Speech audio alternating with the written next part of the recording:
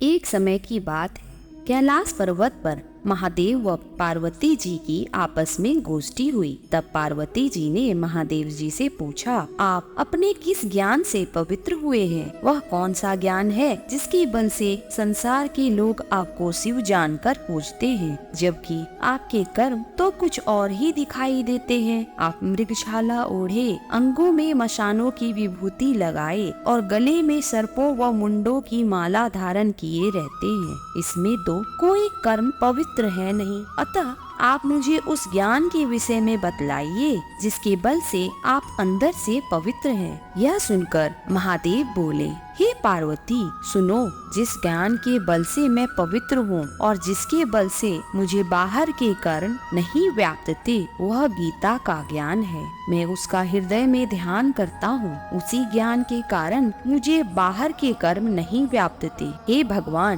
पार्वती जी ने पूछा, गीता के जिस ज्ञान की आप इतनी स्तुति कर रहे हैं, इस ज्ञान का श्रवण करने से कोई कृतार्थ भी हुआ है? तब महादेव जी बोले, हे पार्वती, इस ज्ञान को सुनकर बहुत से जीव कृतार्थ हुए हैं और आगे भी होंगे। तुम्हें एक पुरानी कथा सुनाता हूँ, सुनो। एक समय पाताल लोक में शेषनाग की सैया पर श्री नारायण जी नेत्र मूंद कर आनंद में मग्न थे और श्री लक्ष्मी उनके चरणों को दबा रही थी। उस समय श्री लक्ष्मी जी ने पूछा, हे श्री नारायण जी, आप तो 14 लोकों के ईश्वर हैं, क्या आपको भी निंदा सताती है? निंद्रा और आलस तो तामसी पुरुषों की व्याप्तता है। आप तो त्रिगुणातीत हैं, नारायण और प्रभु वासुदेव हैं। आपको नेत्र मूंदे देखकर मुझे बड़ा आश्चर्य हो रहा है। तब श्री हरि बोले, सुनो लक्ष्मी, मुझको ना तो निंद्रा व्याप्तती है ना आलस। मैं तो एक शब्द रूप भगवत गीता में जो ज्ञान है, उस ज्ञान के आनंद में मग्न रहता हूँ और वह ऐसा ज्ञान है जिसके उपजने से यह जीव सदा आनंद में रहता है।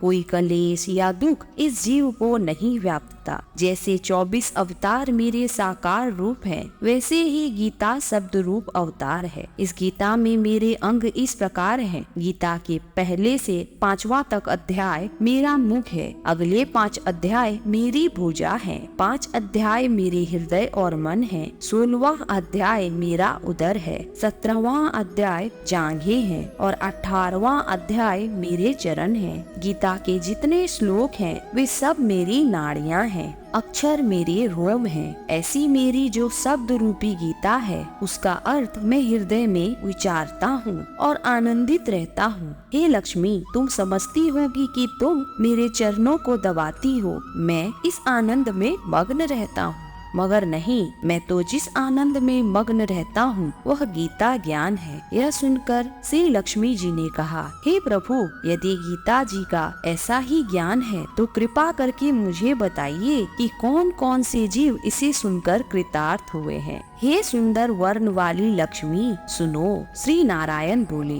गीता के ज्ञान को सुनकर बहुत से जीव कृतार्थ हुए हैं। हे लक्ष्मी, गीता के अध्याय का महत्व तो पीछे कहूँगा, पहले श्लोक कहता हूँ। सर्व शास्त्रमयी गीता, सर्वदेव भयो हरि, सर्वन तीर्थमयी गंगा, सर्वधर्ममयो दया, मनो जानता पाप पुण्य, देहि जानत आपदा, गीता सर्व कृष्ण जानत, माता जाने सो पिता, द्विलोचन स्वर्णाम विद्वानानाम त्रयलोचनम, सप्तलोचन धर्मानाम, ज्ञानी नाम अनंत लोचनम। अब पहले अध्याय का महात्म्य सुनो। शिव पार्वती से इस भांति कहते हैं जिस भांति नारायण जी ने लक्ष्मी को सुनाया था। श्री हरि बोले, हे लक्ष्मी, शूद्र वर्ण का एक प्राणी था जो चांडाल का कार्य करता था और तेल नून का व्यापार करता था। उसने एक बकरी पाली हुई थी। एक दिन वह बकरी चराने गया तो वृक्ष के पत्ते तोड़ते समय उसे एक सर्प ने डस लिया। तत्काल ही उसके प्राण निकल गए।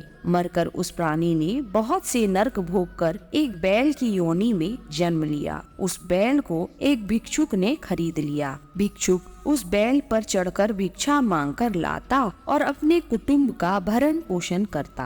रात होने पर बैल को घर के द्वार पे बांध देता और थोड़ा सा भूसा लाकर उसके आगे डाल देता। भूसे की मात्रा इतनी अपर्याप्त होती थी कि उसमें बैल का पेट ढंग से नहीं भर पाता था। दूसरे दिन वह फिर से बैल पर चढ़कर भीख मांगने निकल जाता। कई दिन इसी प्रकार गुजर गए। एक दिन भूख का मारा बैल बीच रास्ते में ही गिर पड़ा। वह मरने को था, मगर उसके प्राण नहीं छूटते थे।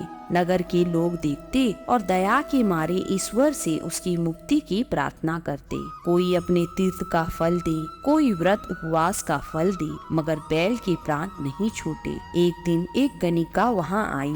उसने लोगों से पूछा, यह भीड़ कैसी है? तो उन्होंने कहा, इसके प्राण छूटते ही नहीं, अनेक पुण्यों का फल दे रहे हैं, तब भी इसकी मुक्ति नहीं होती। तब गणिका ने कहा, मैंने जो कर्म किया है उसका फल मैंने इस बैल को निमित्त किया। उसके इतना कहते ही बैल की मुक्ति हो गई। तब उसने एक ब्राह्मण के घर में जन्म लिया। पिता ने उसका नाम सुशर्मा रखा। जब वह बड़ा हुआ तो पिता ने ही उसे शिक्षा दी। वह बहुत सुंदर था और उसने अपने पिछले जन्म का भी सब याद था। बड़ा होने पर उसने सोचा कि मुझे उस गणिका के दर्शन करने चाहिए। वह उसके घर गया और पूछा, क्या तू मुझे पहचानती है? तब गणिका ने कहा, मैं तो तुझे नहीं पहचानती, तू कौन है? तेरी मेरी क्या पहचान है? तब सुशर्मा ने कहा, मैं विप्र हूँ। तू विप्र है? मैं वैश्या हूँ। मैं वही बैल हूँ जिसको तूने अपना पुण्य दिया था। मैंने बैल की योनि से छूटकर विप्र के घर में जन्म लिया है। तू अपना वह पुण्य तो बता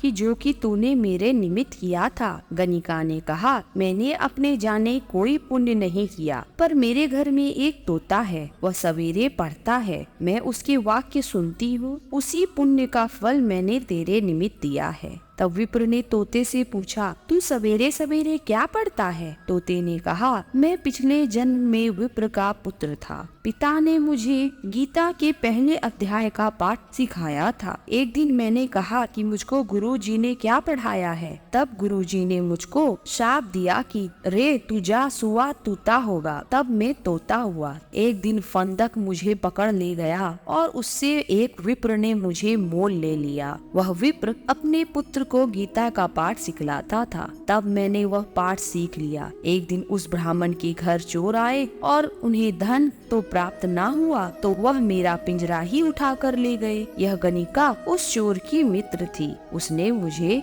इसके पास दे गया। मैं नित्य गीता जी के पहले अध्याय का पाठ करता हूँ और यह ती सुनती है, पर इस गणिका की समझ में नहीं आता कि मैं क्या पढ़ता हूँ। इसने वह पुण्य तेरे निमित्त दिया था। लो, यह श्री गीता जी के पहले अध्याय का फल है। तब उसने कहा, हे तोते, तू भी विप्र है, मेरे आशीर्वाद से तेरा कल्याण हो। हे लक्ष्मी। इतना कहने से तोते की मुक्ति हुई और उस गणिका ने भी भले कर्म ग्रहण किए। यह नित्य प्रति स्नान करती और गीता जी के पहले अध्याय का ही पाठ करती। इसीलिए क्या ब्राह्मण, क्या क्षत्रिय और क्या वैश्य सभी उस वैश्या की पूजा करने लगे। श्री नारायण ने कहा, हे लक्ष्मी, जो अनजाने में भी गीता के प्रथम अध्याय का पाठ का श्रवण करे उसको भी मुक्ति मिलेगी और इसका फल कितना कहूँ, अतुल फल है। यह पहले अध्याय का महात्मय है जो तूने श्रवण किया। इसी के साथ हम वीडियो समाप्त करते हैं। भक्तगणों, यदि आपको यह वीडियो पसंद आई है तो हमारे चैनल को सब्सक्राइब करना ना भूलें। धन्यवाद।